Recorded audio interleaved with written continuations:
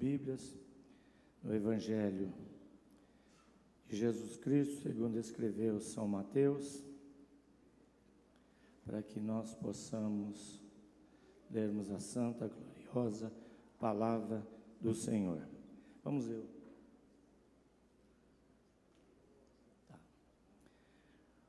O capítulo 1 e o versículo 18 até o versículo de número 25. Glória a Deus. Vamos ler como de costume.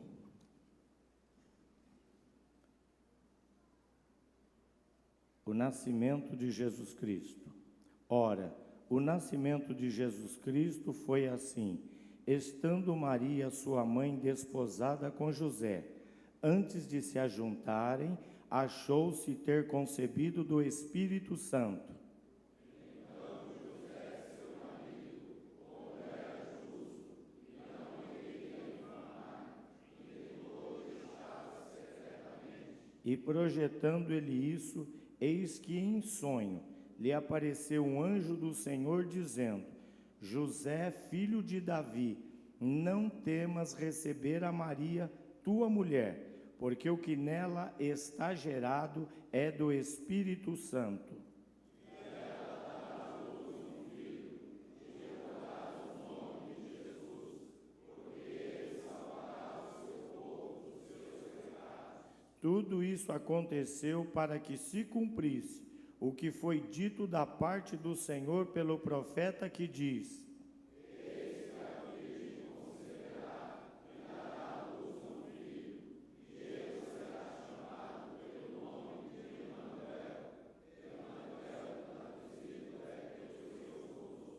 E José, despertando do sonho, fez como o anjo do Senhor lhe ordenara e recebeu a sua mulher.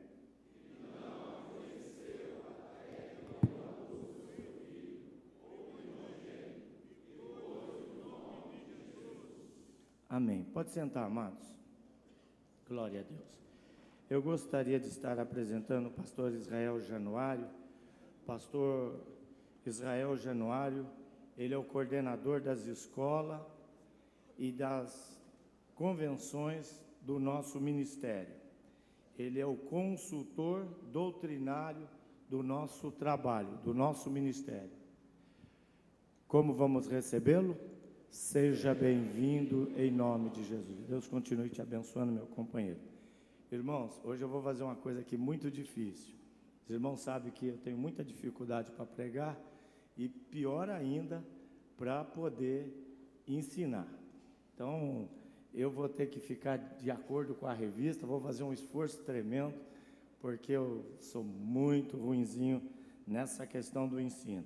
Mas eu vou pegar a revista e vou tentar seguir a revista direitinho. Todo mundo tem a revista. Nós vamos fazer como os irmãos que tomaram todo esse tempo, esta comissão que organizou esse trabalho, e eu vou tentar, no nome de Jesus, ficar aqui no texto direitinho. Eu acho que Deus vai começar a mostrar um caminho novo para mim hoje aqui. Então, eu vou aprender, em nome de Jesus. Então, eu vou ler. Depois nós estaremos comentando, tem referência, citarei as referências. E é muito importante, irmãos, deixa eu falar uma coisa para vocês nesse dia. Amados, nós somos homens e mulheres que recebeu de Deus fé. Eu vou repetir. Nós somos homens e mulheres que recebemos de Deus fé para crer. Escute, meu amado. Os irmãos falam: é pastor, mas isso daí isso só está chovendo no molhado. Não é questão de chover no molhado. Vocês acreditam que tem muita gente ensinando e que não acredita mais? Tem muita gente ensinando e, por sinal, ensina até bem. Mas viraram verdadeiros religiosos. Eles não acreditam no que eles ensinam. Aí pergunta: por quê, pastor? Porque não quer deixar a boquinha. Agora, quem ensina, porque foi chamado e crê, paga o preço. E o preço é tremendo, irmão. Hoje nós estamos vivendo num contexto complicado, porque hoje o pessoal está fazendo o que dá certo. Se eles perceberem que usar um certo jargão funciona, eles começam a usar. Meu irmão, Deus não precisa das nossas habilidades para agir na sua igreja. Deus não precisa da nossa capacidade, que não é nada.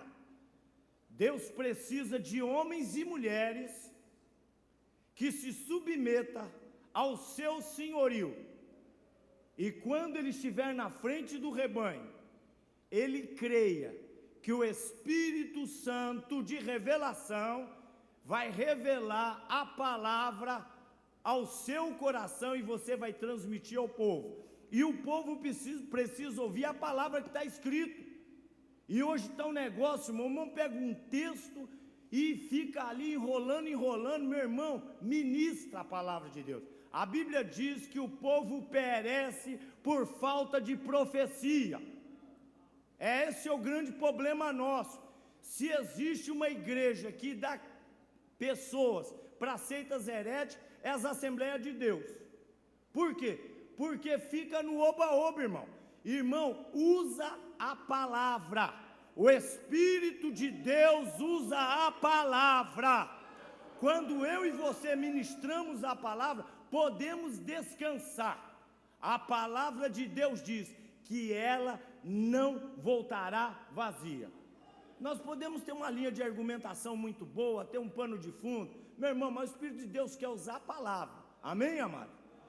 É por isso que o rebelde lá, que o profano, e diz, mas em teu nome eu fiz isso, fiz aquilo, fez porque Deus dá o dom primeiro sem arrependimento, e a palavra de Deus é viva e eficaz, meu irmão. Se o incrédulo começar a pregar, e Deus vai lá, usa a palavra e salva quem dá crédito e ponto final. Mas eu vou ficar no texto, em nome de Jesus. Vamos lá, Deus é fiel. Por evangelho, está aqui na página 14, por evangelho queremos afirmar que é a mensagem de Deus aos homens. O evangelho é a mensagem de Deus aos homens. Não existe pregação do evangelho quando a gente não encontra Jesus no texto. Não importa em que texto nós venhamos pregar, nós temos que revelar, achar Jesus no texto. Se pregar sem falar de Jesus, você pregou qualquer coisa, mas não pregou o evangelho. O evangelho revela a pessoa gloriosa de Jesus Cristo. E Jesus Cristo está de Gênesis a Apocalipse. São as boas novas de Deus. Quais são as boas novas de Deus? Quando Adão e Eva desobedeceu a Deus, e é interessante essa passagem desse texto, que Adão e Eva não tinham pecado. Mas o diabo, ele é muito esperto. Observe comigo, vê se não tem uma lógica que eu estou falando com os irmãos. Adão e Eva não tinham pecado, mas eu e você fomos concebidos no pecado. E depois de salvo, vivemos no corpo do pecado.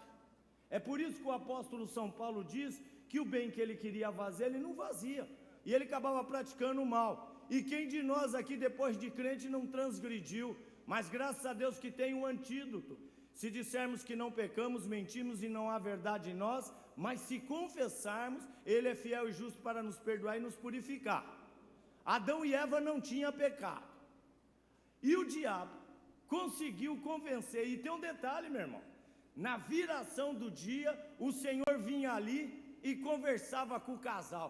Quem dos irmãos que está aqui, que Deus já veio na viração da tarde conversar pessoalmente com você? Quem é aqui? Levanta a mão. Ah, tem 2 irmãos lá, tem 3, 4. Então, a coisa é tremenda, tem 5. Eu não tive ainda essa oportunidade. Eles viam Deus face a face. E a Bíblia diz que quem vê Deus não vive, morre. Por isso que Moisés viu o Senhor pelas costas. Então eu não vi. Então eu sinto Deus falar no meu homem interior, sinto a sua presença, porque o Espírito de Deus, que é Deus, habita em mim. Lá abaixo. Amém. Mas eu não tive esse privilégio, não. Porque o texto ali é literal. Deus vinha na viração da tarde. Que jeito, que aparência de Deus, não sei. mas sei uma coisa, que vim. Agora veja bem, o diabo, irmão, ele era anjo de Deus, estava no céu, e ele conseguiu conduzir a Eva a pecar. Eu quero tirar uma liçãozinha com vocês aqui, quero dizer uma coisa. Quando, irmão, se começar aquela conversinha, sabe aquela conversinha que ninguém fala com você, mas parece que aqueles dardos inflamados entram na nossa mente, e a gente começa a dizer assim, pensando assim, para que orar? A gente ora, não dá nada certo, a gente faz tudo certo, não dá nada certo, parece que quanto mais a gente quer ser fiel, pior a coisa acontece. Meu irmão, sai fora, mas vamos aqui pegar o texto que eu não quero sair, em nome de Jesus, vou ser fiel hoje. São as boas novas de Deus, o relato ou a história que nos conta o que Deus, por meio da encarnação, a encarnação é tremenda, irmão, a encarnação, irmão, a fé cristã é tremenda. Maria jovem, solteira, a Bíblia diz que a virtude do Espírito Santo de Deus veio sobre ela e ela ficou grávida. E ela concebeu a história da encarnação, das andanças terrenas de Jesus que esteve aqui.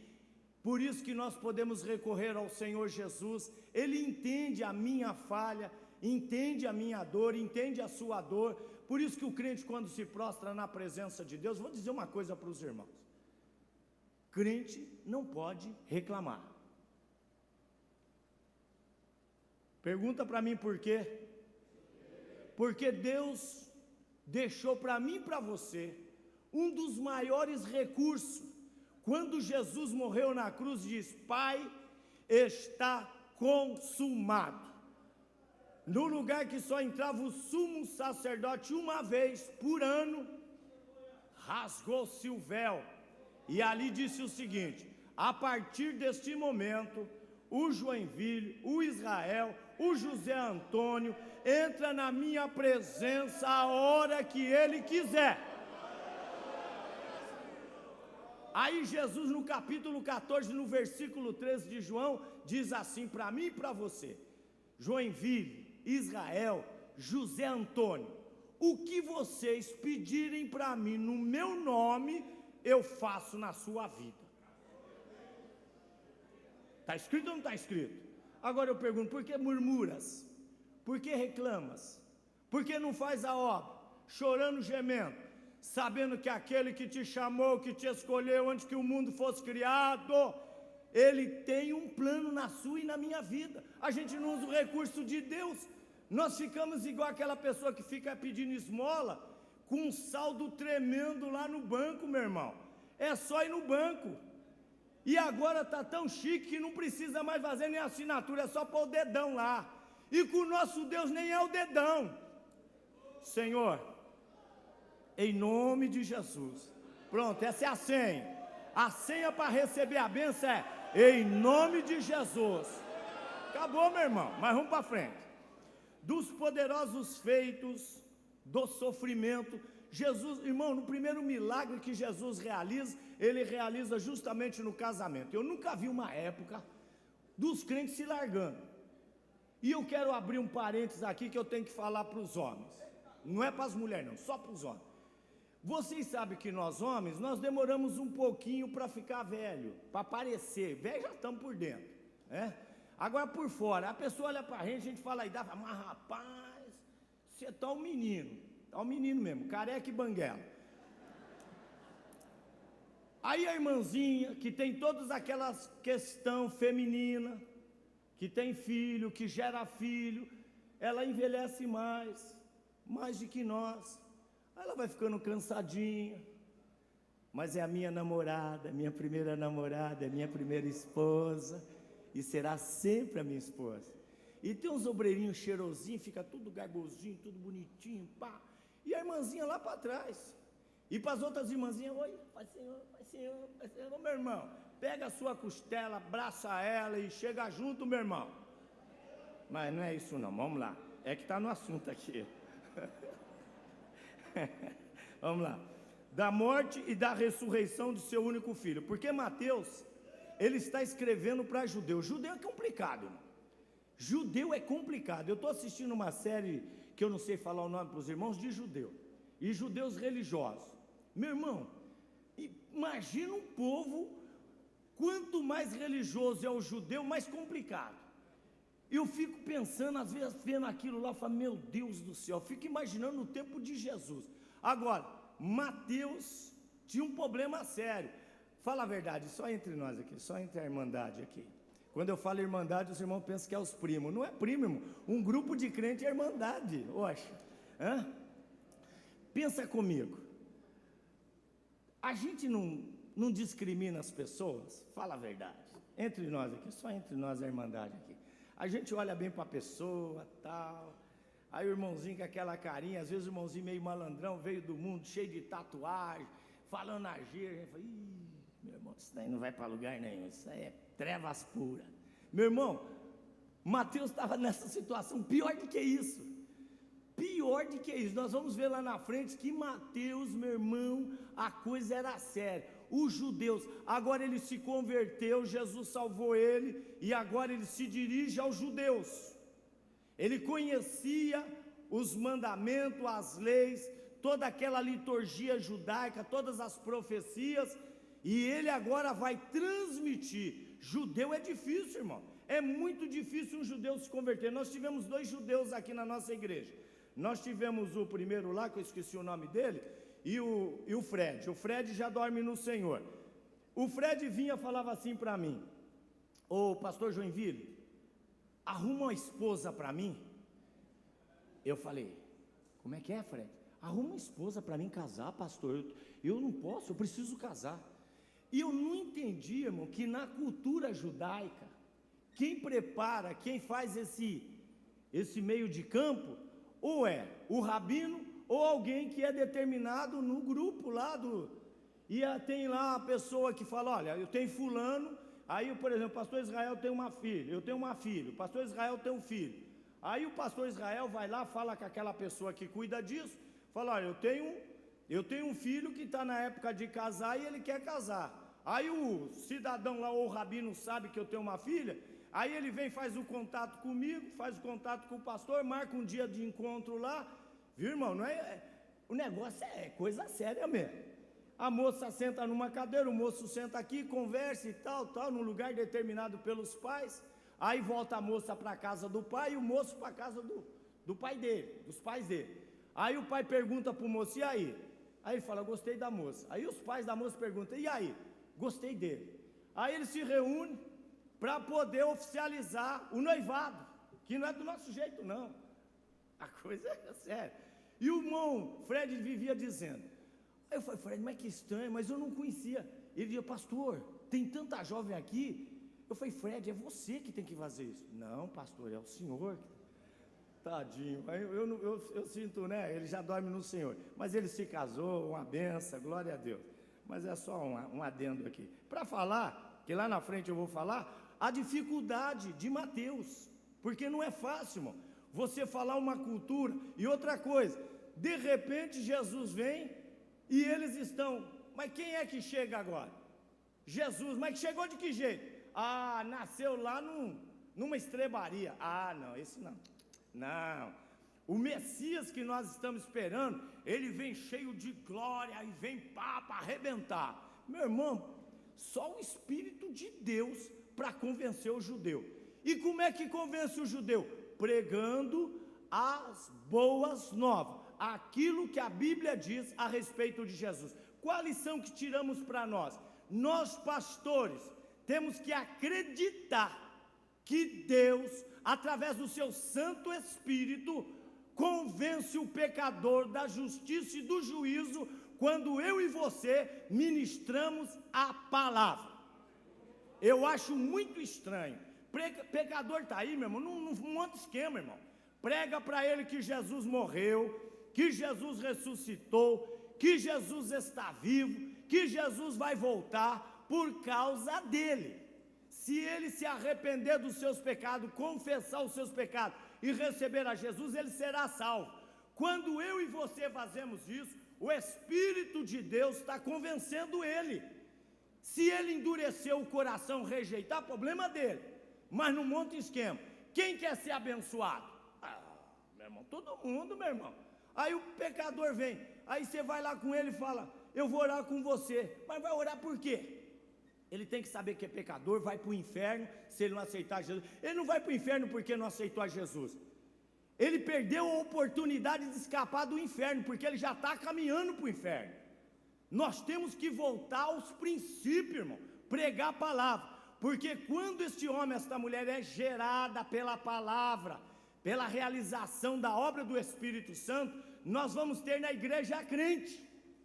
A gente não vai dar banho, a gente vai fazer sepultamento no dia do batismo, e não dar banho em pessoas não, meu irmão. Tem um monte de gente tomando banho, mas a culpa é minha e sua, que não senta com o novo convertido, que não faz com ele uma conversa e pergunta para ele, por que você foi à frente? Mas vamos voltar para cá. Eu fico meio alegre, sai fora do caminho, o pastor Israel aqui confeccionou a revista, fica só de olho em mim. Este é o termo bíblico no sentido usual. Não o que devemos fazer, mas o que Deus em Cristo já fez por nós da parte proeminente dessas boas novas. Todavia que os homens devem fazer para serem salvos e assim viverem suas vidas em benefício do seu semelhante. Para a glória de Deus está também certamente incluído. Em Mateus, a referência que está aqui, 5,16, diz assim. Já viu aquele crente que fala assim, pastor, ninguém tem nada com a minha vida. Não tem se você não for crente. Se você não for cristão, ninguém tem nada com a sua vida, principalmente a igreja. Mas se você é crente, nascido de novo, você tem responsabilidade com 3 grupos de pessoas. Gentil, são os incrédulos. Você e eu temos que dar testemunho do meu comportamento, de que houve uma mudança, de que servindo a Cristo eu sou uma nova criatura. Gentil, judeu. Os judeus têm que ver o comportamento da igreja de obediência e criar no judeu ciúme, como diz a Bíblia. E a igreja de Jesus Cristo, que são todos aqueles lavados e remidos no sangue de Jesus. Aí, irmão, fala, ninguém tem nada com a minha vida. Eu quero falar um negócio aqui para vocês, companheiros de ministério. Eu tenho observado algumas pessoas que saem do ministério e eles vão à minha sala e dizem assim, pastor Joinville, eu queria comunicar ao senhor que eu estou indo para a igreja tal. Falei, é mesmo? Mas você orou? Orei, pastor, faz tempo que eu venho orando. Falei, mas eu não vejo você na reunião de oração. Mas eu estou orando em casa. Meu irmão, quem ora em casa, ora na igreja. Você já viu aquela pessoa que gosta de jogar bola? Deixa eu falar, o presidente está aqui, né? A pessoa que gosta de jogar bola, ele pega a bola, fica lá, o quintal dele é grande, um paredão, ele pega a bola, fica chutando lá na parede, pá! Qual é o desejo desse chutador de bola da parede? Fala para mim, meu irmão. Encontrar um grupo para jogar bola coletivamente. Eu não acredito nesses crentes que falam que ora sozinho num particular e não tem prazer de orar junto com a gente. Estranho. Se eu sou um homem de oração no particular, eu não vejo a hora de chegar aqui e orar com vocês. O pastor tirou aqui uma oração, meu irmão, se a gente continuasse o fogo ia cair aqui, meu irmão. Deus ia curar, libertar. Mas vamos lá para frente. Então diz assim Mateus, que está aqui na referência de vocês. Assim resplandeça a vossa luz diante dos homens, para que vejam as suas boas obras e glorifiquem o vosso Pai que está no céu. Naquele tempo, respondendo Jesus, diz: graças te dou, ó Pai, Senhor do céu e da terra, que ocultaste essas coisas dos sábios e entendidos e a revelaste aos pequeninos. Meu irmão, crer no que nós cremos é só pela ação do Espírito Santo de Deus. Nós não conseguiremos crer racionalmente. Racionalmente que eu digo, se você começar a meditar, não tem lógica. Como é que tem lógica a ressurreição? Pensa bem junto comigo rapidinho a ressurreição. O corpo foi sepultado aqui era um cemitério, passou 300 anos, aonde era esse cemitério? A prefeitura não quer mais o cemitério, fez um grande conjunto habitacional, tirou toda aquela terra, jogou na lagoa, porque aterrou a lagoa a 100 e poucos metros, mas o corpo do irmão foi sepultado ali virou poeira. Na ressurreição, a Bíblia diz, vocês entenderam o que eu disse? A terra foi tirada, foi jogado lá no rio lá, para poder acabar com aquele rio. Aí passa mais 100 anos, aí ele cisma que aquela área agora vai construir prédio. Aí vem as máquinas, tira tudo da terra de novo e faz aquela fundação. Eu pergunto, aonde está o corpo do irmão? Aonde está?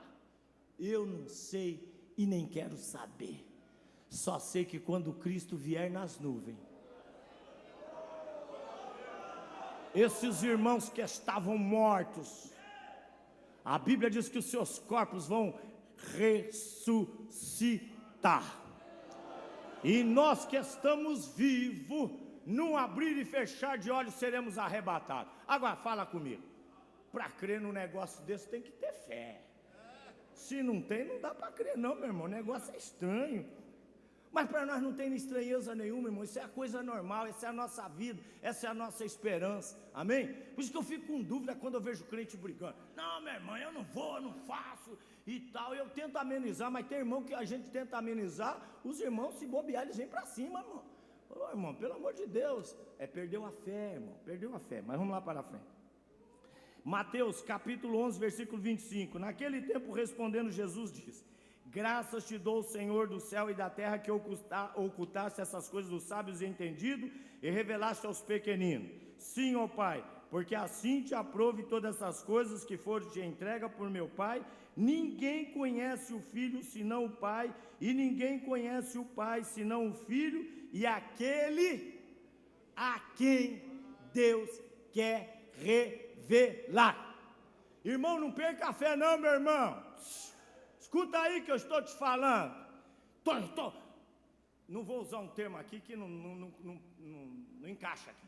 Irmão, estou muito chateado, muito chateado. O que foi? Esses homens, irmão, faz só injustiça comigo, irmão. Eu não aguento mais, irmão, eu trabalho. E aí o irmão começa a contar a história do passado. Eu fiz isso. Meu irmão, um dia desse eu estava numa bobagem. Sabe aquelas bobeirinhas de obreiro? Conhece? Que o obreiro começa a querer chorar? Conhece? Já passaram por essa fase ou ninguém? Só eu. Aí você fica muito bravo com a liderança. Aí eu falei, poxa, a gente fez isso. Aí o Espírito de Deus falou ao meu coração: você fez para quem? Eu disse, eu fiz para o Senhor. E o que você fez, o que vai acontecer? Sabe aquela coisa de louco que só crente entende? Eu estou falando para crente, entende o que eu estou falando, irmão? Aquelas coisas que só a gente... Aí o Espírito de Deus ministrando no meu coração, eu falei, então, tudo que você fez, o Espírito mansamente disse ao meu coração. E eu quero compartilhar isso com vocês, para vocês não caírem na besteira que o pastor Joinville caiu. Tudo aquilo que você fez em favor da minha obra, já está registrado no cartório, lá no céu. Aquilo que você fez já está garantido. Agora, se você quiser ganhar mais, faz mais. Não viva de passado. Não cobre no presente o que você fez no passado. Cobre o que você vai fazer no futuro. Porque o que nós fizemos, Deus não deve nada para nenhum de nós. A Bíblia diz que até um copo de água que dermos a alguém como profeta, ele vai nos recompensar. Então fique em paz. Não fica pensando no passado, porque o passado é um problema. Aí o irmão lembra do passado. É por isso que me desculpe, eu vou voltar a falar do marido e mulher. Aí o marido, no começo do namoro lá, mandava flor. Eu falei com minha irmã, aconselhando um casal que queria se largar. Aí eu falei, irmã, como é que esse homem era no namoro? Eu falei, irmão, eu fui demitida da empresa de tanto que ele ligava. E eu falei, e agora? Pastor, agora nós temos incompatibilidade de gênio. Haga ser bobo, rapaz. Fica tranquilo, irmão, eu vou lá e volto no lugar, Deus sabe. Fique em paz, não é o seu problema, mas é de alguém. O seu texto é metódico. Mateus escreveu, e é verdade, o método que Mateus usou é interessante. Quando ele começa na genealogia, e judeu tem essa questão, irmão. O Fred, que já dorme no Senhor, eu conversando com ele falou, pastor, o senhor sabe que o senhor poderia ser judeu? Eu falei, ele falou, pelo sobrenome. Eu falei, mas como é que faz isso? Eu falei, é simples, o senhor vai lá falar com o rabino, e eles têm um sistema que é o seguinte, eles começam a levantar a sua genealogia.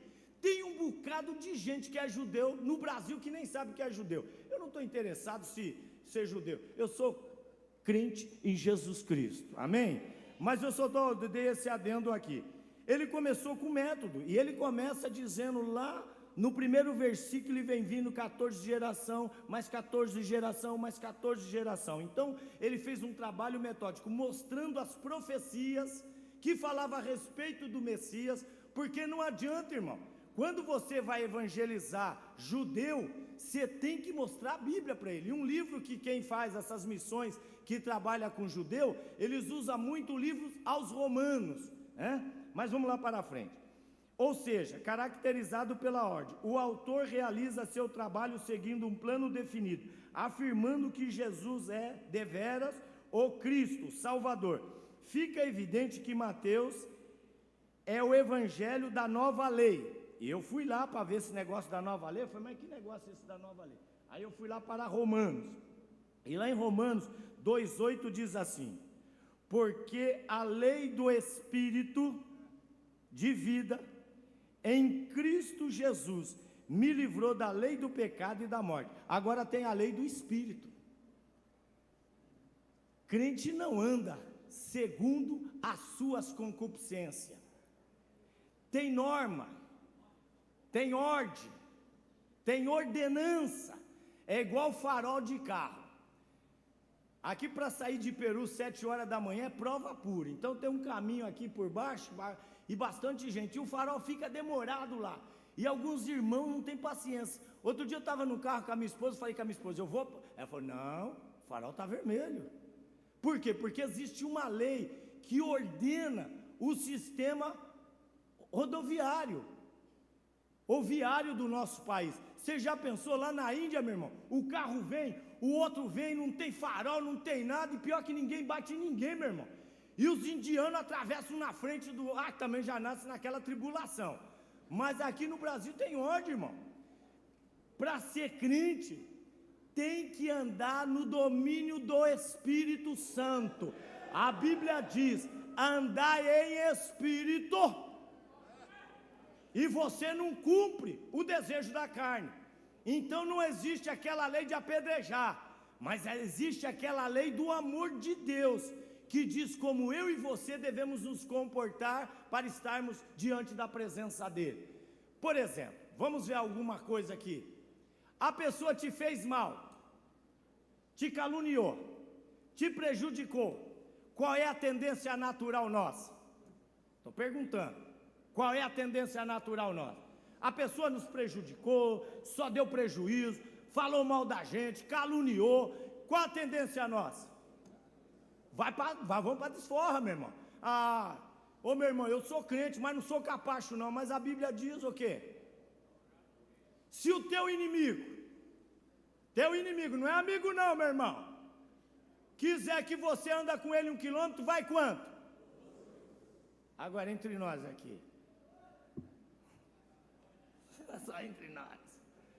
Tem irmão bicudo com outro irmão. Eu falei para Jesus, eu não quero brigar com ninguém. Eu quero só ser crente. Um dia desse, não, deixa para lá, não vou falar não, senão vai me complicar a minha vida. Eu tenho que vigiar. Esse microfone é problema. Ao escrever para os seus compatriotas, na organização didática da sua obra, Mateus levou em consideração as origens deles. Ele está falando para os seus patrícios. Devido ao seu conhecimento das tradições, das profecias do Antigo Testamento, principalmente acerca das profecias messiânicas, que falava do Messias. Mateus demonstra o cumprimento delas em Jesus Cristo. Mateus tem uma preocupação de mostrar que as profecias messiânicas lá no Antigo Testamento estão se cumprindo em Cristo. Amém, irmãos? Com a lei judaica dada por Moisés, tinha sido o próprio motor de sua fé até a sua conversão a Jesus Cristo. Ele era obediente à lei. Agora ele se converteu. Agora ele tem o entendimento que Jesus Cristo é o Messias prometido. Agora era de absoluta necessidade ressaltar a especificidade da fé cristã em relação à lei judaica. ele apresenta Jesus Cristo como o novo Moisés, ficando claro por meio de muitas citações do Antigo Testamento sobre o que foi dito pelo profeta.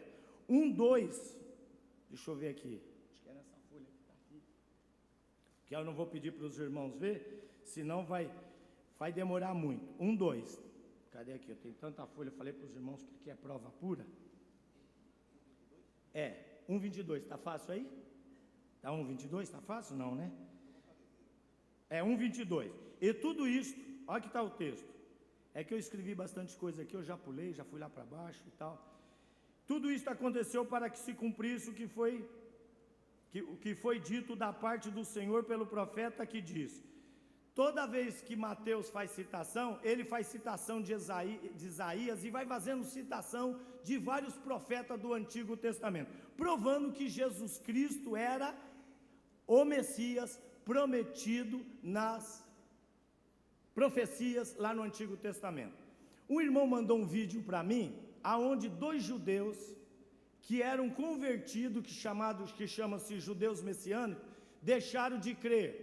E aí os 2 judeus dizem assim, eu fui cristão, e é muito estranho ser cristão. Olha, ouve a conversa. Por quê? Porque os cristãos têm 3 deuses, quando na realidade, aí eles citam o judeu com aquela barba, com quipá tal, o judeu falando. Porque onde já se viu, eles falam que é Deus Pai, que é Deus Filho, que é Deus Espírito Santo. Onde já se viu um negócio desse? Aí, meu irmão, você tem que pegar um judeu desse e tem que fazer o quê? Tem que mostrar na Bíblia. No princípio era quem? No princípio era quem? O verbo estava com quem? E o verbo era quem? Lá no começo da criação, no princípio criou Deus os céus e a terra, porém, era sem forma e o Espírito de Deus pairava sobre a face do... Irmão, ser crente é muita coisa. Eu nunca tive dificuldade de crer na Trindade, mas tem uns irmãos que eles querem saber. Irmão, a Bíblia diz para a gente não procurar saber além, fique só com a revelação. As coisas reveladas é para mim e para os nossos filhos. Acabou, meu irmão, larga esse negócio, essa bobagem para lá. Aí fica querendo saber, pastor, como é que é esse negócio? Aí você fica igual aquele sábio. Como é que pode ser Deus Pai, Deus Filho, Deus Espírito Santo? Aí ele está andando lá, na praia, para lá e para cá. Aí o menininho vem, faz um buraquinho na areia, pega um dedalzinho, vai lá embaixo, no mar, pega a água, vem lá, joga no buraquinho, e o menininho vai lá e fazendo. E o sábio andando para lá, ele quer saber como é que pode ser Deus Pai, Deus Filho, Deus Espírito Santo. Como é que pode ser 3 pessoas, uma só? Não, isso está errado, tá e tal. Aí de repente ele para ver o menininho, depois de muito tempo ele fala, menino, o que você está fazendo? O menininho falou, eu estou fazendo o seguinte, com essa canequinha aqui, que é um dedal, aquilo que as mulheres põem no dedo, ou alfaiate, para empurrar a agulha, eu estou pegando com essa canequinha toda a água do mar do mundo, e vou colocar nesse buraquinho. Aí o sábio olhou para o menininho e disse, menino, você nunca vai conseguir fazer isso, isso é doidura, isso é coisa de louco. O menininho falou, é mais fácil eu pegar toda a água do oceano do mundo, colocar nesse buraquinho, do que você desvendar o mistério da Trindade. Então vamos para frente. Então, meu irmão, fica na revelação, não vai além, vai devagarzinho, né? Aí a gente vê, ouviste o que foi dito, Mateus diz, né? Além dessas citações que são claramente edificadas, há outras que ainda que não têm a mesma introdução, imediatamente reconhecida como citações familiares ao Antigo Testamento. E ele vai fazendo citação de texto. Eu gostaria, esse texto eu tenho aqui, deixa eu achar ele aqui, eu tenho o texto aqui. Esse texto eu tenho aqui. Eu falei para os irmãos, mas eu vou me disciplinar e vou aprender. Deixa eu ver, 10:35. 10:35. Está aqui, porque eu vim pôr em dissensão o homem contra o seu pai e contra a sua mãe, e nora contra a sogra. Assim os inimigos do homem serão os seus familiares. Isso daqui está registrado lá no Antigo Testamento. E aí Jesus vem, E o forte de Jesus, irmão, que Mateus tenta mostrar para os judeus, é que Jesus diz o seguinte: para judeu, irmão, esse negócio, falar e se colocar ou acima de Moisés, é decreto, é fatal. É fatal. Jesus diz, está escrito. Mas está escrito porque Moisés redigiu lá, inspirado pelo Espírito Santo de Deus. Aí Jesus vem e diz, eu quem? Jesus, peraí, mas o Senhor está acima de Moisés? Por judeu, irmão, para a cabeça judaica. Por isso que quando Jesus diz, eu e o Pai somos um, eles ficaram escandalizados. Como é que você diz que é filho de Deus? É muito complicado, para a nossa cabeça ocidental, nós aqui, a gente entende porque é a revelação, mas por judeu, imagina todos nós aqui judeus, todos os homens de quipazinho, as irmãs nem estariam aqui no nosso meio, estariam em outro lugar, aí de repente alguém chega aqui e diz que Jesus Cristo é o Messias. Agora temos que ver o contexto em que Jesus se manifesta, as profecias se realizam ali. Os judeus estão vivendo sob o jugo do povo romano.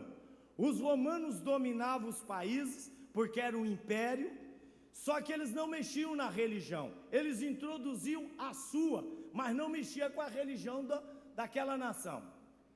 E ele escolhe alguém. Quem? Os publicanos, os cobradores de imposto. Quem gosta de pagar imposto de renda aqui, diga amém. É terrível, irmão. Agora imagina, a gente não gosta de pagar imposto para o governo brasileiro, né? A gente sabe por quê, não vamos falar. Mas imagina se o nosso país fosse sitiado e o governo norte-americano começasse a se estabelecer aqui e dizer o seguinte, a partir de hoje, até o cachorro paga imposto. E colocasse o pastor Israel para ser o cobrador de imposto.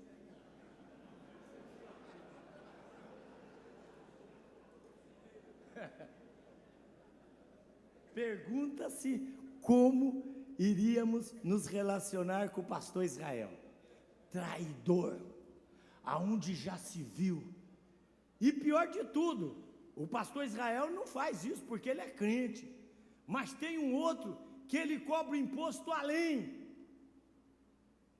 Era a situação de Mateus. Agora como é que vai acreditar num homem desse, meu irmão? O homem é ruim, a nação não gosta dele, meu irmão. Ele é cobrador de imposto em favor dos romanos. Ah, meu Deus. Ele não está nem aí, meu irmão. Ele prega a palavra, mostra as profecias. E a nossa fé tem que estar firmada nas promessas de Deus, irmão. Eu não sou pastor que não gosta de profecia, que não acredita. Eu acredito em profecia, acredito em revelação. Eu já vi o monte pegar fogo. Sabe aquelas coisas de monte? Quem já foi no monte e viu o monte pegar fogo aí? Levanta a mão. Vou levantar. É verdade ou não é? Eu catei um montão de lenha pegando fogo, e o fogo que não queima. As coisas de crente mesmo, tudo coisa de crente mesmo. E aí desci. Quando eu cheguei lá embaixo, eram uns gravetos, meu. Eu falei, meu Deus do céu. Que negócio estranho esse negócio. É coisa de crente, não é isso que é bom falar para crente. Irmão, nós somos homens e mulheres que têm fé. E vou dizer um negócio. Você acreditaria num louco? Quem aqui daria crédito a um louco? Quem de vocês daria crédito? Imagina o irmão Joinville louco, piradinho. Saiu do pneu agora. Pessoal, quero falar um negócio para vocês. Cada um de vocês ganhou uma casa no Alphaville 0. Pega suas mudanças, coloca no carro e me acompanhe. Pergunto, quem me acompanharia? Quem? Por quê? Por que eu estou perguntando? É louco. A Bíblia diz que o Evangelho é loucura para os que se perdem. Eles olham para nós de terno de gravata num sol quente, domingo após domingo, semana após semana, o crente na prova e com a Bibliazinha debaixo do braço falando que Jesus é bom. É tudo pirado. É tudo xarope. Nós somos crente, irmão. Vai com pau. Agora quero adverti-los. Agora o negócio. Me perdoa, viu, irmão? Porque ele confeccionou a revista juntamente com o irmão Falcão aí, e a equipe aí, depois fala, o pastor foi lá, não, usa de misericórdia comigo. É o seguinte, irmãos, se Deus te chamou, escuta aí, homem de Deus, lá abaixo, se Deus, escute o que eu estou falando para você, eu fiz uma decisão, que eu vou contar posteriormente com os irmãos, se Deus te chamou para cuidar do rebanho, escuta aí, ó, o recado é para você, presta atenção, se Deus te chamou para cuidar do rebanho, cuida do rebanho, porque se você se meter a querer ganhar dinheiro fora da sua chamada, é barca furada. O princípio é esse. Eu vou parafrasear o texto. Quem foi chamado para cuidar das minhas ovelhas, cuida das minhas ovelhas. E eu cuido de você. Mas se você deixar as minhas ovelhas para cuidar dos seus negócios, você se vira. Vamos para frente. O autor. Uma vez que o livro de Mateus não traz nenhuma referência direta de sua autoria, porque não há para provar, né? Os primeiros pais da igreja, e como é que a gente admite que ele foi escrito? Porque os primeiros pais da igreja foram unânimes, e eles estavam muito próximos do acontecimento, que era Papias, Irineu do 2º século, Orígenes do 3º e Eusébio do 4º século, que eram teólogos, homens sérios da igreja. Foram passando a dizer que o livro era atribuído a Mateus. Então não há nenhuma dificuldade. Tem uns irmãos, é meio estranho, os irmãos, deixa eu falar um negócio, nós não somos calvinistas, nós somos arminianos. Então a conversa no meio dos assembleanos, um irmãozinho foi falar, pastor, eu sou calvinista. Eu falei, então vai para a igreja presbiteriana, meu irmão. Nós cremos na eleição segundo a presciência de Deus. E sabe uma coisa? Os batistas, eles eram arminianos. E um grande número de batistas agora está virando calvinista. Eu não saí do assunto não, viu? Estou na reta. São poucas as informações acerca dele no Novo Testamento. Sabes que era filho de Alfeu, como está em Marcos, conhecido como Levi, o nome hebraico que significa dádiva, como está em Mateus 5:27. Mateus era um nome latino e pode ter sido usado a partir do momento que ele assumiu o discipulado com Jesus. Trabalhava na alfândega, já falei isso para os irmãos, perto da cidade de Cafarnaum, recolhendo impostos na região da Galiléia. Como publicano, ele se descreve assim em Mateus 10:3, que ele fala, era odiado, considerado traidor pelos judeus, pois trabalhava no governo de Roma, cobrando taxas e impostos dos seus compatriotas. Quando convencionado pelo mestre, sem demora abandonou tudo. Tem uns irmãos que eu acho estranho, pastor, eu abandonei tudo por Jesus. Aí você vai levantar o histórico do irmão, só tinha cheque sem fundo, a firminha quebrada. Abandonou o que, meu irmão? Você abandonou a tribulação, Deus te deu foi um escape. Eu quero ver você abandonar ganhando 300, 500, 600, 1 milhão por mês, largar tudo por Jesus e ir lá pro sertão da Bahia lá.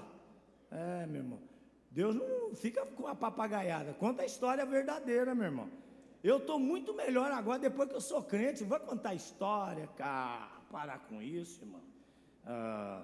Quando comissionado, eles largaram tudo, ele largou. Eu fiquei pensando, como é que Mateus largou? Ele era comissionado pelo governo romano. Meu irmão, quando Jesus chama, larga. Eu vou falar aqui agora com as irmãs. Eu, quando trabalhava aqui no Conamp, eu chamei um casal para ir para a obra missionária. Convidei o irmão, conversei com ele, falou, pastor, eu estou pronto, vou largar. Pastor, eu me formei, mas eu vou largar. Aí eu chamei a irmã. Aí quando a irmã chegou, eu vi quando o irmão voltou com a irmã, ele já estava meio cabisbaixo, né, e tal. Aí eu falei assim, irmã, eu chamei a senhora porque o seu marido, ele gosta da obra missionária, e pastor, jamais irei para a obra de Deus. Meu pai é obreiro, eu sei quanto ele sofre. Mas Jesus disse que nós ia sofrer mesmo. E qual o problema? O problema não é sofrer aqui. O problema é sofrer aqui e saber para onde a gente vai, meu irmão. Meu irmão, aqui é prova, mas acabou aqui, nós estamos lá, vivendo em paz para sempre. E até hoje, esse irmão não se arrumou. E agora, recentemente, ele falou: pastor, eu vou largar minha mulher. Aí fui falar com ela. Eu falei: mas por quê, irmão? Porque esse homem só fala da obra. Eu falei: então, irmã, a senhora devia ter casado, era com um bêbado, com um drogado, que ele chegava bêbado do boteco, dava um couro na irmã, aí a irmã vinha para o círculo de oração, pedir para Jesus salvar ele, fazer dele um varão. Mas como ele é um santo homem de Deus, não presta. Mas vamos lá.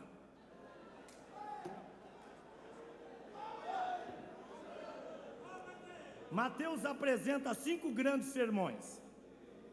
Os primeiros sermões evidencia como mestre superior a Moisés, a quem os judeus respeitavam e sentiam ligados. O primeiro deles é o Sermão do Monte, este sermão traz de modo sintético o tipo de vida que Jesus, o Rei, quer que os seus súditos, nós, vivam.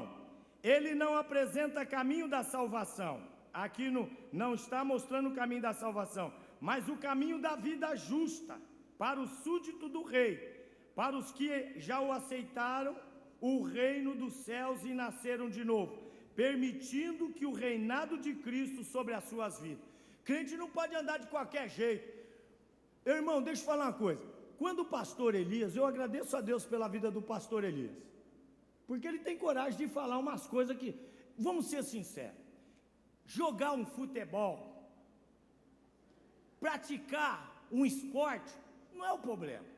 O problema é o que está por detrás. Você ser torcedor de time, aqui é para os torcedores.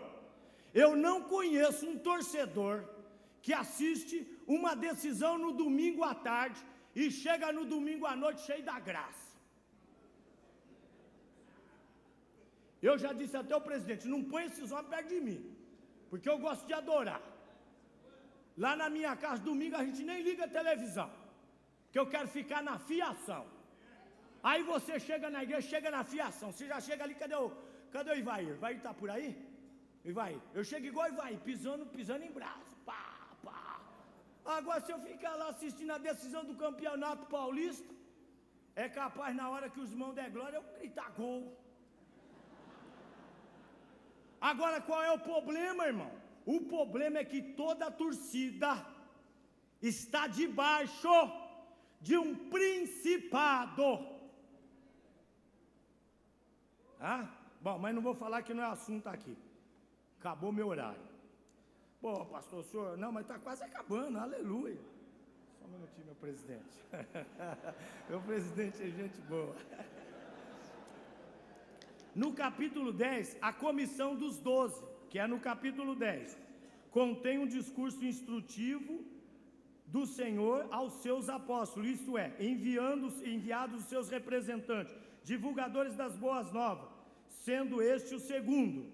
Aí nós vamos para o terceiro, que é no capítulo 13. Esse discurso são introduzidas as parábolas, que os discípulos não entendiam.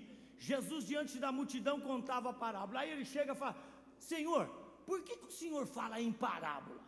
Aí Jesus, no particular, diz: porque eles vão ouvir e não vão entender nada. Vão ver, não vai... E acabou. Irmão, entre nós aqui, você já ficou perto daqueles canela de fogo?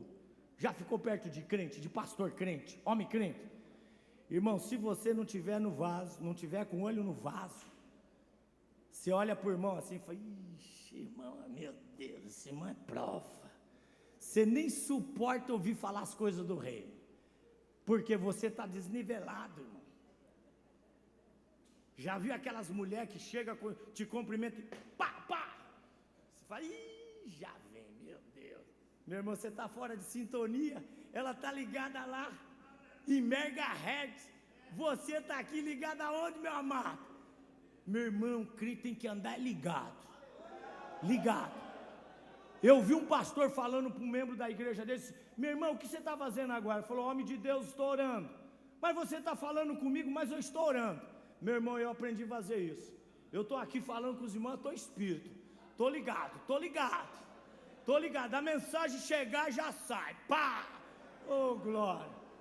Ah, Deus fala, irmão. Ou às vezes o irmão está falando, Deus, um hino está tocando, o irmão está lá olhando para ver a cara do... Meu irmão, fecha os olhos, entra no mistério da letra. O Espírito de Deus vai te... Eita! Vocês entendem o que eu falo, né? Eu não sou xarope, não. Terminando aqui. O quarto, no capítulo 18 é o quarto, é o discurso de Jesus registrou, demonstrando que ele é superior ao legislador Moisés. Aqui o próprio Senhor Jesus vai dizendo, e ele vai falando, está escrito, eu porém vos digo, está escrito, eu porém vos digo. Meu Deus, como é que está escrito? Na lei de Moisés. Agora chega um e diz, eu porém. Percebeu o negócio? Está escrito, não adulterarás. Aí chega Jesus e diz, eu porém vos digo, se um homem olhar para uma mulher com pensamento impuro, já caiu. Eita, Deus abençoe.